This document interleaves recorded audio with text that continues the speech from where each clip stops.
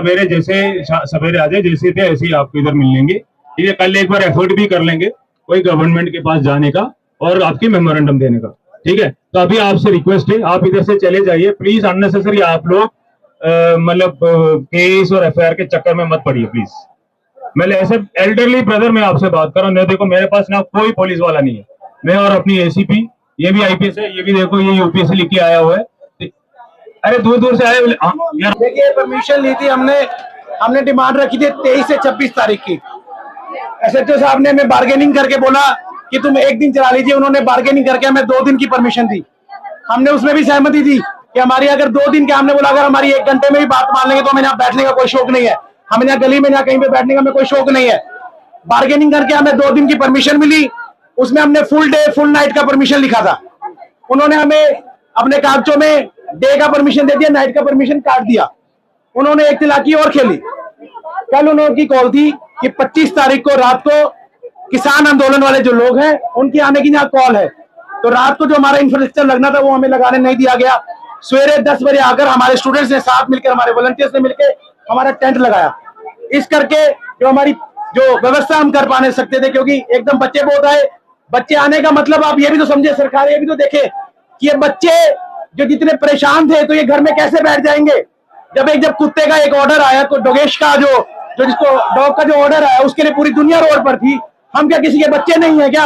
हम गली में मर जाएंगे? तो हम भी तो किसी के बच्चे, किसानों के बच्चे हैं, गांव से आ रहे हैं, बड़ी मुश्किल से घर वाले पढ़ा रहे हैं। क्या हम ऐसी जिंदगी जिएंगे? अब हमारे पास बच्चे हर स्टेट से बच्चे आए हैं क्योंकि वो रियलिटी में परेशान थे। अगर धोखे से बुलाओ, धोखे से कितने आदमी को बुला लोगे? हमने कॉल दिया कि पर इतने सारे बच्चे, तो सिर्फ 5-10% बच्चे आए होंगे, 2% लगा लो। 2% बच्चे हमारे बीच में आए और यहाँ हालत टाइट होगी इनकी सबकी प्रशासन की। इन्होंने, हम बोल रहे थे कि इनको हम क्यूब्स बना लें अलग अलग, ताकि कोई भी तरह का स्टैंपेड ना हो पाए, लोग आपस में भिड़ ना पाए, इस तरह का, उस तरह की भी हमें परमिशन नहीं दी जा रही। हम ट्राई कर रहे हैं कि कैसे कंट्रोल, क्योंकि बच्चे को समर्थन ही इतना है। हमारे हाथ से भी बहुत बार है, हम तो ये सिर्फ हमारे पे डाल रहे कि हम देखे ऑर्गेनाइजर देखे, पर क्या इनकी रिस्पॉन्सिबिलिटी नहीं बनती? ये प्रशासन की रिस्पॉन्सिबिलिटी। और हम तो 4 वॉल के अंदर कर रहे हैं। रामलीला मैदान को अगर देखोगे तो 10-10 फुट की दीवारें हैं चारों तरफ से।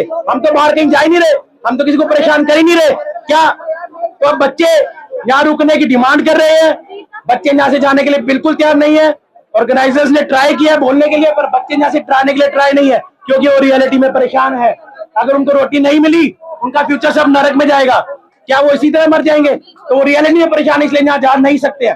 इसी तरह क्या लग रहा है पूरे भारत से, अगर पूरे देश से आपके स्टूडेंट आए हुए हैं तो सर गाँव के बच्चे हैं मैक्सिमम, ये शहरों के वो डम्मी स्टूडेंट नहीं है, ये ब्रेड खाने वाले बच्चे नहीं है, ये कोई नहीं डरेगा। आप लेकिन डरा के दिखा दीजिए।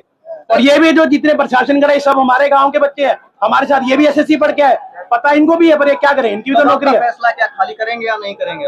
हम डिस्कस कर रहे हैं सारे स्टूडेंट मिलके, बच्चे मिलके। अभी देखिए बच्चों की बात सुनिए ना, बच्चे क्या बोल रहे हैं। ये परेशान है, डंडे खाने के लिए गाँव से आए, आप धोखे में डंडा खाएंगे क्या? देखिए मैम, जो बंदे गाँव से आए वो अब इतने रात को कहाँ जाएंगे? नहीं देखो, मुझे आपके क्वेश्चन तो नहीं चाहिए, मुझे अपनी बात रखनी है बस। सिंपल में ये बताइए मुझे, आप लोग 8 महीने 9 महीने या फिर पूरी साल 3-4 साल, मेरे साथ में जो दीदी हैं वो 5 साल से तैयारी कर रही हैं। आप लोग एक कमरे में बंद हो जाते हो, आपको पता है आपकी मेंटल स्टेबिलिटी क्या है, आपकी फैमिली उस चीज से पूरा सफर करती है, और फिर आप जाकर के वहां पर जब एग्जाम देते हो तो ये सारी चीजें होती हैं। मेरा खुद का है ये अपना, और ये क्वेश्चन मैंने अटेम्प्ट ही नहीं किया था, तो ये कैसे अटेम्प्ट हुआ? ये देखिए मुझे अच्छे से इस रूल के बारे में पता है कि यहाँ पर किसी भी मॉडल वर्क के, ये स्टेनो एग्जाम का है। ये कल परसों में मेरी वो ये आंसर की, और इतना दिमाग खराब हो गया ये सब देख करके। मेरे 30 से 40 क्वेश्चंस गलत है। मैं अभी आपको स्क्रीनशॉट दिखा सकती हूँ, आप गूगल कीजिए उन आंसर्स को। मेरे 30 से 40 क्वेश्चन गलत है। मैं कहाँ से एक क्वेश्चन के लिए 100 रुपए लाऊं? मैं क्यों करूँ वहाँ उनको चैलेंज? उनकी गलती बताने के लिए। ये तो प्रॉब्लम है, तभी तो आप लोग यहाँ खड़े हो। तो मैं अभी क्या करूँगा? 5 बजे तक की आपके पास परमिशन, इसके बाद क्या करूँगा? हम यही बैठेंगे। जब प्रॉब्लम नहीं हट रही तो हम क्यों हटे? आप बताइए, हमारी प्रॉब्लम हुई सॉल्व? नहीं हुई ना, हम अभी घर जाएंगे और ये चीजें भूल जाएंगे। हमारी पूरी लाइफ का सवाल है। आप लोग घर जाके सो सकते हैं, हमें नींद नहीं आ रही है 3-4 दिनों से। लेकिन जो 100 रुपए लेने वाली है, जब डीओपीटी मिनिस्टर और चेयरपर्सन से बात हुई थी एसएससी के, उन्होंने मौखिक रूप से तो बताया था 1 महीने पहले कि हम 100 रुपए बच्चों से अब नहीं लेंगे, बल्कि बच्चे। नोटिस देखा आपने देखा नोटिस? उसमें कह रहे हैं वो कि 100 रुपए लेंगे, 50 रिटर्न करेंगे, 50 रिटर्न करेंगे। घर वाले देंगे, हमारे घर वाले देंगे। आप बताइए, हम लोग लड़कियां हैं, हमें एक दिन की भी बहुत मुश्किल से इजाजत मिलती है। हम लोग घर में शायद मम्मी को बताते, पापा को बताते भी नहीं है कि हम कहाँ जा रहे हैं, क्योंकि हम अपने आप से परेशान है। हम जानते हैं हम लोग किस चीज से सफर कर रहे हैं। तो अब क्या फैसला लोगे मैम? अभी 5 बजे निकलेंगे? बिल्कुल नहीं हटेंगे, हम क्यों हटेंगे यहाँ से? सही बात है। कोई गलत चीज के लिए डिमांड कर रहे हो तो हम माने, जब तक हमारी डिमांड पूरी नहीं होगी नहीं हटेंगे। कोई भी नहीं लेगा यहाँ से, सब यहीं के यहीं है। गाँव से आए हैं, इतनी दूर हाँ, इतनी दूर से आए हैं, यहीं पे रुकेंगे, सब यहीं रहेंगे, कोई नहीं कहीं जाएगा जब तक हमारी डिमांड। हमारा देश है, हमारा बैठने का हक है यहाँ पे, डेमोक्रेटिक कंट्री। हम अपने लिए राइट के लिए लड़ भी नहीं सकते हैं क्या? यहीं पे बैठेंगे, हम कहीं नहीं जाएंगे यहाँ। आप देख रहे हो जिस प्रकार पुलिस प्रशासन सामने आ चुका है, अब स्टूडेंटों को डिटेन करेगा, क्या करेगा अभी बात होगी। स्टूडेंटों के अंदर खौफ का माहौल है, जिस प्रकार उनको डर लग रहा है कि डिटेन किया जाएगा, क्या किया जाएगा, लाठी मारने की भी तैयारी में ये लोग जुटे हुए हैं। अब देखना होगा क्या शासन प्रशासन इनको जंतर मंतर भी करे। देखो मंच पे आप देख रहे हो, मंच पे आप देख रहे हो जिस प्रकार मंच पे टीचर लोग थे, उनको प्रशासन नीचे उतारने का, डिटेन का काम करने चालू कर दिया है। ये देखो लाइव खबरें आपको हम दिखा रहे हैं। आपका परमिशन 5 बजे खत्म हो चुका है। यहाँ धारा 163 BNSS लागू है।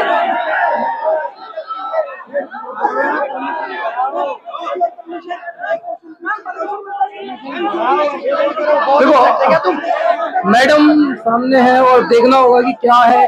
परमिशन केवल 5 बजे तक की बता रही है। टीचर्स हैं, आप सभी के जो टीचर्स हैं उन्होंने मिलकर डिसाइड किया है कि आज का जो प्रोटेस्ट है उसको यही। आपको दिख रहा है कि बड़े बड़े टीचर और पुलिस भी मौजूद है और SAP भी साफ मौजूद है। मैम आप देखना होगा कि क्या होगा। परमिशन 5 बजे खत्म हो गया है। इसके बाद में कोई भी गैदरिंग इलीगल है, वो कानूनी तौर पर गैर कानूनी है। अभी आपको हिदायत दी जाती है कि आप लोग यहाँ से डिस्पर्स हो जाए पीसफुली।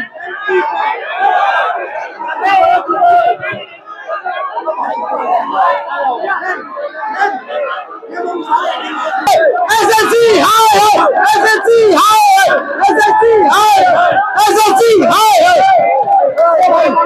SSC हाय, SSC हाय, SSC हाय। हम नहीं उठेंगे, हम यहाँ से कहीं नहीं रहेंगे जब तक हमें न्याय नहीं मिलेगा।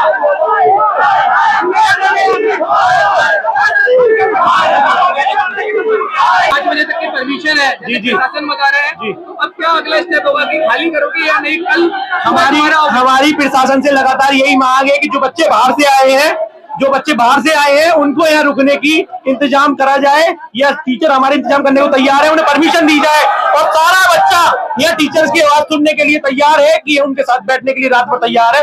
जब तक उनकी हक की लड़ाई चलती रहेगी, बच्चा यहाँ से हटेगा नहीं। स्टूडेंट आ रखे भैया इस टाइम सर, तो क्या लग रहा है इतने टाइम कहाँ जाएंगे रात को?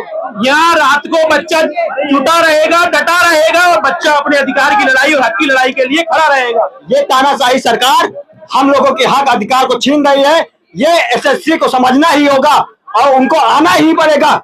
SSC एडुकेटी को हटाना ही पड़ेगा, तभी देश बचेगा। नहीं तो ये SSC पूरी तरह से करप्शन के भेंट चढ़ चुकी है। SSC को हम लोग सुधार करके ही मानेंगे।